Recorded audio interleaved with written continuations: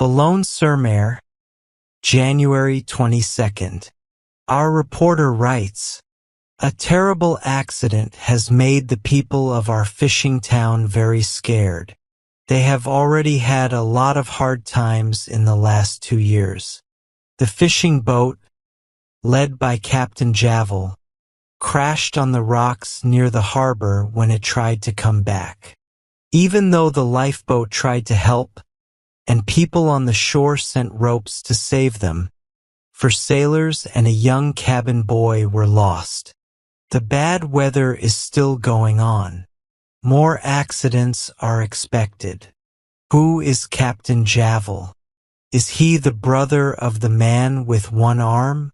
If the man who was thrown around in the waves and is now dead under his broken boat is the one I am thinking of, then he was part of another sad event 18 years ago. This event was sad and simple, just like many other terrible things that happen at sea. Javel, the older brother, was in charge of a trawling boat. The trawling boat is the best kind of fishing boat. It is very strong and not afraid of any weather. It has a round bottom and moves up and down on the waves like a cork.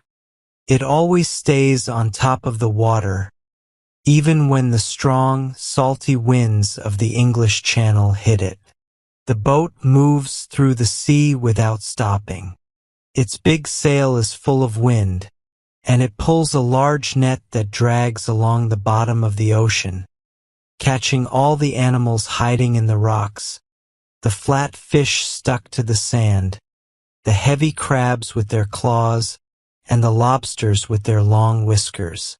When the wind is strong and the sea is rough, the boat starts to fish. The net is tied to a big log of wood with iron on it. It is lowered into the water with 2 ropes, one at the front and one at the back of the boat. The wind and the tide help the boat pull the net through the water, cleaning out the bottom of the sea and taking everything that lives there. Javel had his younger brother, 4 sailors, and a cabin boy on the boat with him. They left Boulogne on a beautiful day to go fishing. But soon the wind got stronger, and a big storm forced the boat to go to the shore. They reached the English coast, but the high waves hit the rocks and crashed on the beach. It was too dangerous to go into the harbor, and the entrance was full of foam and noise. The boat went back out to sea, moving up and down on the waves, shaking and getting wet. The strong water hit the boat, but it kept going. This boat was used to this kind of wild weather, which sometimes made it go between the 2 countries without being able to stop at either one. Finally, the storm became calmer when they were in the middle of the sea. Even though the sea was still rough, the captain told them to throw the fishing net into the water. So, the net was lowered into the water, and 2 men at the front of the boat and 2 at the back started to let out the ropes that held it.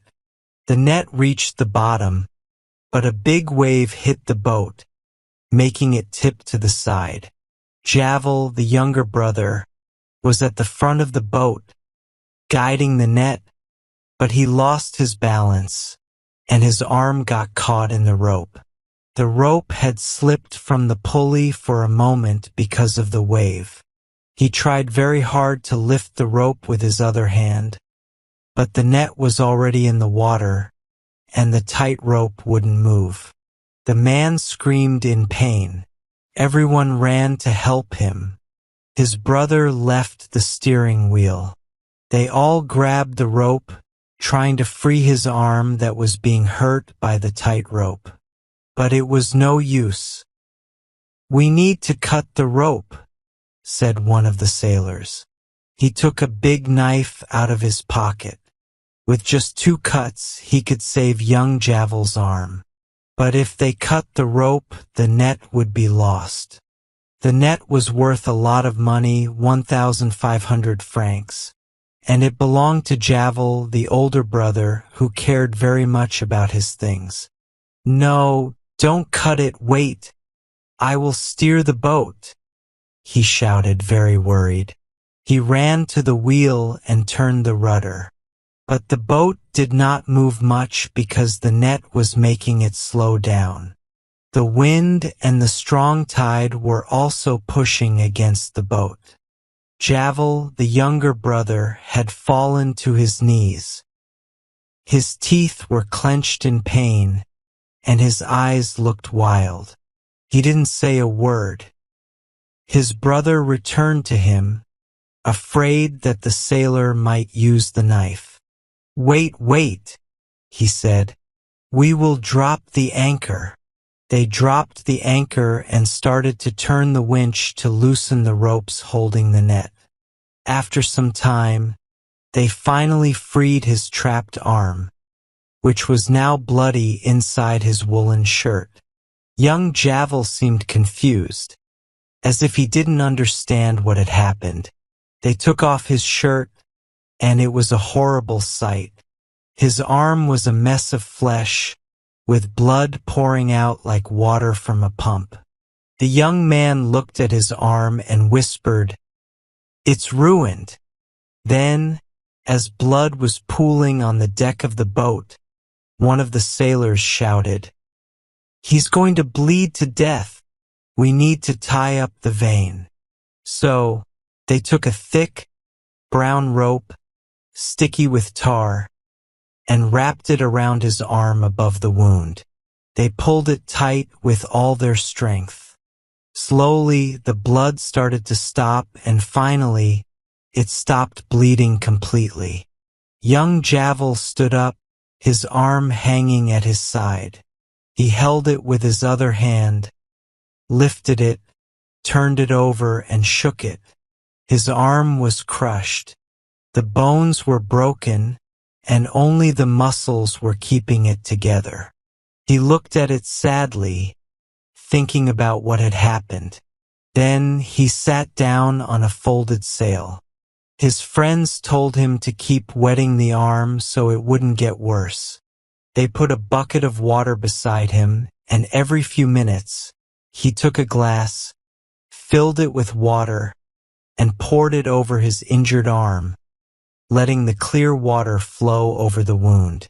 "You would be better in the cabin," his brother said. So he went down to the cabin, but he came back up an hour later. He didn't want to be alone, and he liked the fresh air more. He sat down again on his sail and kept wetting his arm. They caught a lot of fish. The flat fish, with their white bellies, lay next to him, shaking as they died. He looked at them while he continued to pour water over his hurt arm. As they were about to go back to Boulogne, the wind picked up again. The small boat started bouncing and shaking wildly, making the poor hurt man suffer even more. Night came, and the sea stayed rough until the next morning. When the sun came up, they could see the English coast again. But since the weather had calmed down a bit, they turned back toward the French coast, sailing in a zigzag as they went. Later that evening, Javel, the younger brother, called his friends and showed them some black spots on his injured arm. These black marks were a terrible sign that the lower part of his arm was dying. The sailors looked at it and shared their thoughts. "That might be the Black Death," said one of them. "He should put salt water on it," said another. So they brought some salt water and poured it on his wound. Javel turned pale, clenched his teeth, and twisted in pain, but he didn't scream. Then, when the pain lessened, he said to his brother, "Give me your knife." His brother gave it to him. "Hold my arm straight and pull it," he told them. They did as he asked. Then Javel started cutting off his own arm. He cut slowly and carefully, using the knife to slice through all the tendons with its sharp blade. Soon all that was left was a stump. He let out a deep breath and said, "It had to be done. The arm was ruined."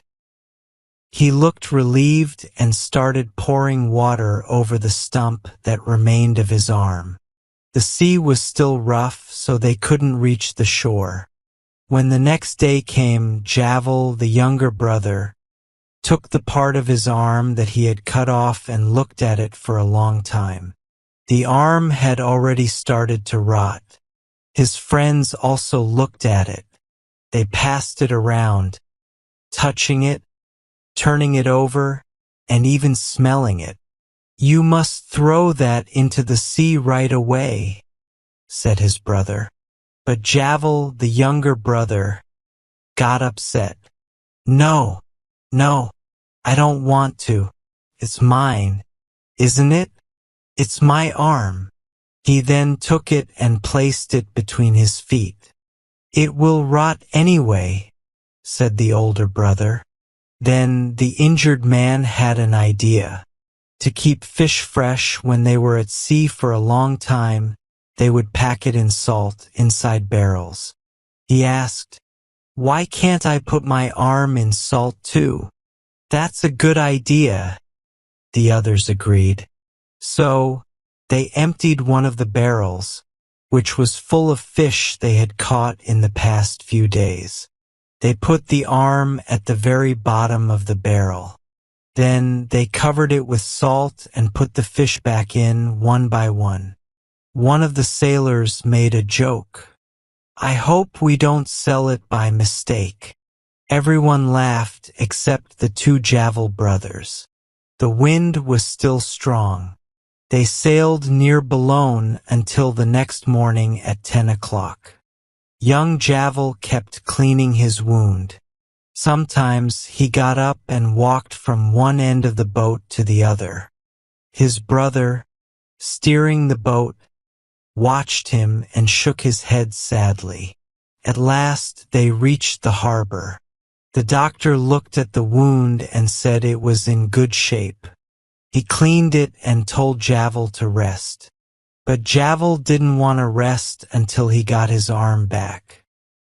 He went straight to the dock to find the barrel, which he had marked with a cross. They emptied the barrel in front of him, and Javel grabbed his arm. It had been well preserved in the salt, but it was smaller and fresh-looking. He wrapped it in a towel he had brought with him and took it home. His wife and children looked at the arm for a long time. They touched the fingers and cleaned the salt that was stuck under the nails.